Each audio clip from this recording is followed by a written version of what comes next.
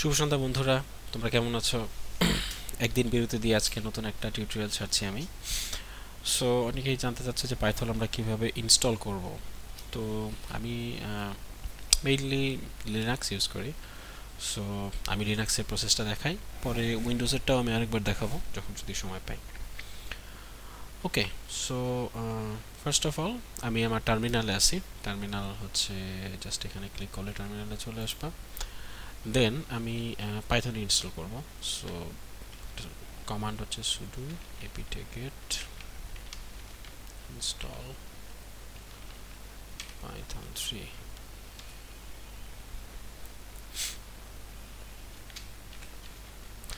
আমার পাসওয়ার্ড যাবে, আমি পাসওয়ার্ডটা দিচ্ছি। ওকে, following packages were automatically installed and no longer required। ওকে, আমার অলরেডি পাইথন ইনস্টল করা আছে। সো যার কারণে এই মেসেজটা পাচ্ছি। আর তোমাদের যাদের পাইথন নাই তারা জাস্ট এই কমান্ডটা যদি রান করো তাহলে পাইথন ইনস্টল হয়ে যাবে। লেটস সি, ট্রাই করে দেখি কি হয়। পাইথন 3। ওকে, আমার পাইথন টার্মিনালে চলে আসলো।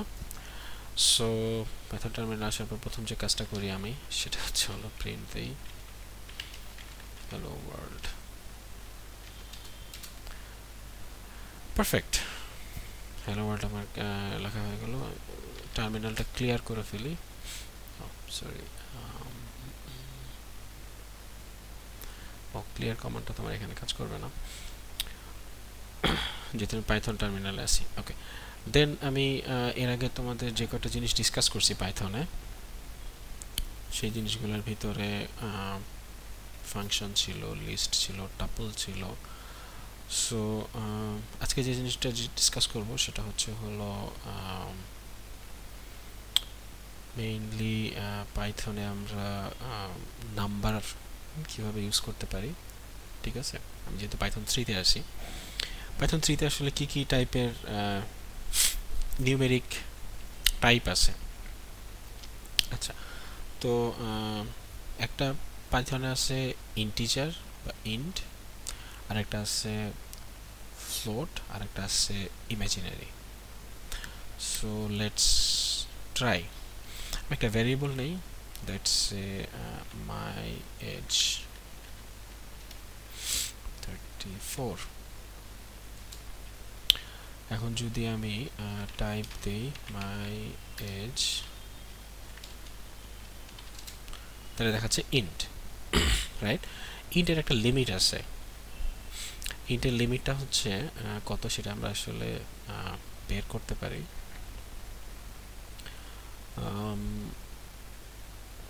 আমাদের একটা মডিউল ইম্পোর্ট করতে হবে। ইম্পোর্ট সিস্টেম মডিউল ইম্পোর্ট করলাম আমি। দেন sys ডট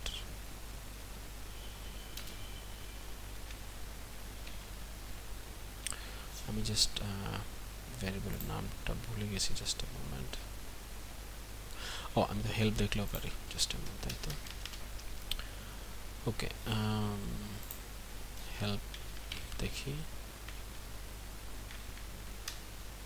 দেখবো ডির সিসের ভিতরে দিলে কি আসে।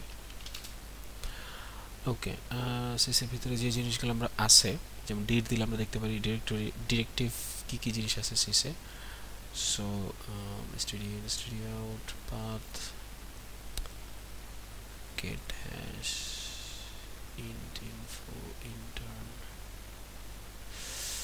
max size. Okay, let's try max size.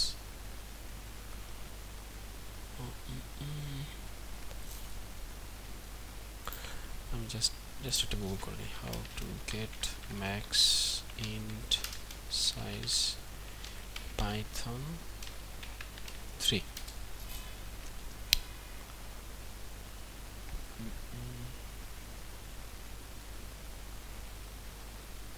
six max it। So আমি যদি দেই sys dot max int, max int বলে কোনো অ্যাট্রিবিউট নাই সম্ভবত। এটা তাহলে আমাদের পাইথন 3 তে এটা কাজ করে না।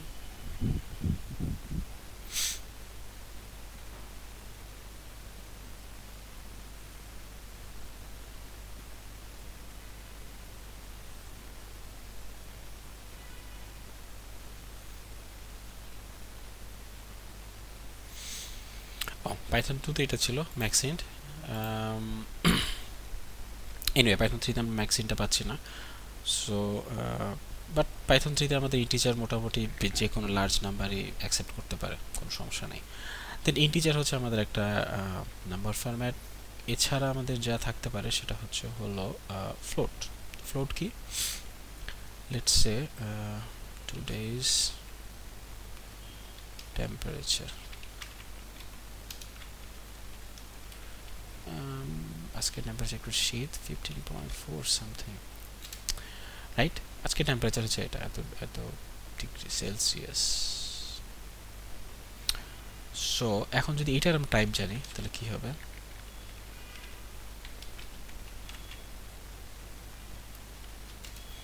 এটা টাইপ হচ্ছে ফ্লোট, যেহেতু ডেসিমাল আছে।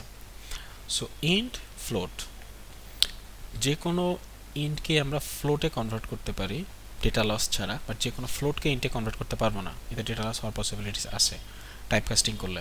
যেমন আমি আমার এজকে ফ্লোটে কনভার্ট করতে পারি, জাস্ট পরে একটা ডট জিরো বসে দিলেই হবে। বাট আমি যদি এইটাকে এই ফ্লোটটাকে ইন্টিজারে কনভার্ট করি তখন আমার তো ডেটা লস হবে, তখন আমার 15.4টা 15-এ চলে আসবে। তাহলে পাইথন যখন বিভিন্ন ধরনের মাল্টিপ্লিকেশন করতে চায় তখন কিন্তু এই জিনিসটা সে করে, সে ইন্টকে ফ্লোটে কনভার্ট করে নেয়, বাট উল্টা করে না। আমি মাল্টিপ্লিকেশন করতেছি, তাহলে আমার এই মাই এজকে সে ফ্লোটে কনভার্ট করে নেবে, বাট রেদার দেন ওই টুডেজ টেম্পারেচারকে আমি কিন্তু ইন্টে কনভার্ট করব না। পাইথন যেটা করে সবাইকে ব্রড করে ফেলে। আচ্ছা, দেন আমার নেক্সট ডেটা টাইপটা হচ্ছে, just a moment, এক minute. Okay, so this is float, and then we have another number type that is imaginary. So let's test with imaginary number. Let's say 5 plus 6j. In imaginary number we use root over -1 as j, so let's use this. If you now type something imaginary number, it's complex, so we can get a type by using type function and then give the number, then we get the type of this variable, and then based on this we can check out what type of data it is. Then when we do add some multiplication, Python does typecasting automatically. So for example, if I run some my number, that is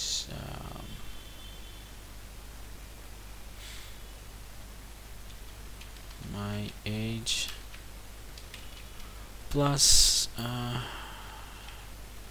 today's temperature, you can see it's been converted to float. Then if I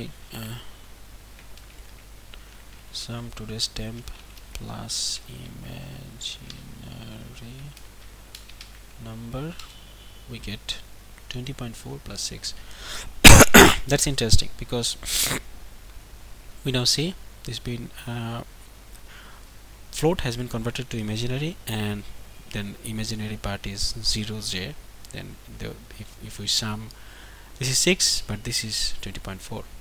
So that's interesting.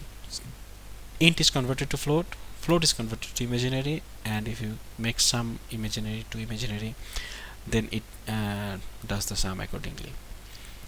So I hope this will help you to understand number systems in Python 3. It's a bit different from Python 2, and you can use this for all lot of your calculations.